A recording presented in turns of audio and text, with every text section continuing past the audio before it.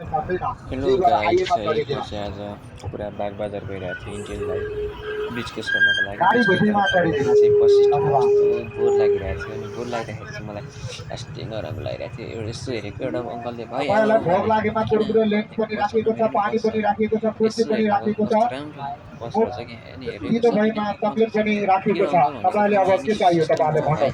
अब नेपाल पनि परिवर्तन गर्नुपऱ्यो भन्ने भन्नुहुन्छ। अङ्कलले अनि सबै सिस्टम रहेछ त्यहाँ घरको फेरि भित्र राख्ने कुलर एसी पानी सानी सबै किन्ने व्यवस्था रहेछ भित्र। फेरि यहाँ अङ्कलको चाहिँ अर्को नयाँ सिस्टम रहेछ कि गाडी जानुभन्दा अगाडि चाहिँ पैसा दिएर मात्र चढ्ने रहेछ। त्यो चाहिँ मलाई बबाले मन पऱ्यो। मेरो साथीहरू पनि थियो, म चाहिँ पछाडि गएर बसिरहेको थिएँ लास्ट टाइम है। अनि साथीहरूसँग बस्दा ड्राफ्ट मजा आउँछ। म यसो पढ्दा मलाई लास्ट मजा लाग्यो क्या। अर्को ताल नि पायो भने त्यही गाडीमा चढ्थेँ म त। खुब्बाले रमाइलो भयो आज त। उहाँ चाहिँ सिजु हो, दुखिरहेको छ हाम्रो साथी हो। Thank you guys. उहाँ हाम्रो प्रवीण सर। हाम्रो पहाडी दुईटा साथीहरू छन्। लाज लाग्दैन यस्तो भन्दा?